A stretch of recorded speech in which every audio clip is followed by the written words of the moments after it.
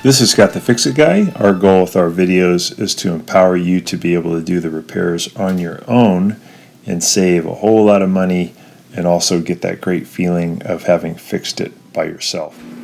Today we have a very common problem for gas stoves where the oven stops heating or sometimes smells like gas or both, or maybe has a delayed start.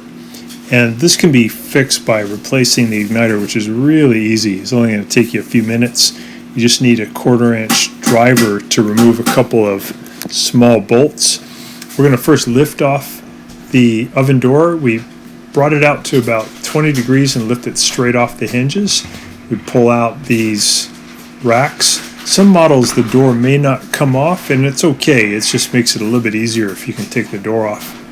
Now we're going to remove a couple of screws in the back. These happen to be Phillips head screws, one here and one here. A lot of times they're just standard head screws, and once you get them out, you can then lift up this bottom panel, and the igniter is right underneath. The way you lift it up, though, for pretty much all models, is you lift up the back first, tilt it to about 45 degrees, and then there's a little lip on the front that will just slip out, and then you can take that panel right off. So we're going to lift up the back and take that out. We'll also clean that panel. And the igniter and the burner tube are right there. So the igniter is in the back. It's being held on by 2 1/4-inch screws.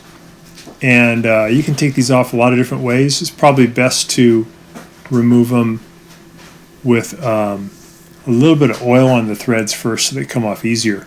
Now we're stripping some of the wire from the connector that the igniter connects to the oven, and we're going to take the new igniter. We're going to match up the wires. You could have either one of the wires from the oven go to either one of the wires from the igniter. We're going to put on these ceramic wire nuts, and we're going to screw them righty-tighty to where they're really tight, and that's going to give us a nice connection, electrical connection. So we do that one side, then we grab the other wire from the oven, the other wire from the igniter, and we put on that wire nut in the same way. And sometimes you have to do this inside the oven cavity because some ovens do not have these modular connectors where you can just pull the igniter right off like this model does. So here we go. We're just going to put that back in. We're going to reconnect the modular connector. It only goes in one way, and we're going to stuff these things back through this little, kind of like a little window here called the firewall. We want to get this way back in there and stuff all the wires back in there, and that's so they get exposed to less heat during the bake cycle. So we're going to get the wires all the way pushed in there, and then all we need to do is just line up the igniter, and we'll go ahead and just use the fingers to start off these little bolts to get the igniter secured. There's 2 of them, and just start them in, and then you get them in there pretty tight. In my experience, sometimes these are hard to get out because they get kind of oxidized over time.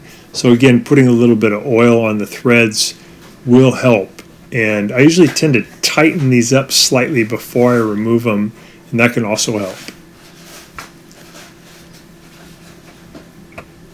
So we're just going to use the driver to get that a little tighter, and we'll do the other one too. So you know you need a new igniter when you have the smell of gas, or you have it takes a long time for your oven to get up to temperature, or you get like a delayed reaction. Sometimes the door will even fly open because it fills up with gas and ignites too late. So now we're going to test it, put it on bake, and then the igniter starts to glow brighter and brighter, and then finally it fires right up. It should take about 30 seconds for a good igniter to light. So here's the igniter we got from Amazon. There's a good price on these, and again, very easy to put in. This literally will take you like 15 minutes, and you'll be back to where you can bake. So hopefully this will help you with your oven. And thanks so much for watching. Please subscribe when you get a chance, and we can send you a lot more videos each week on home appliance repair. Thanks again.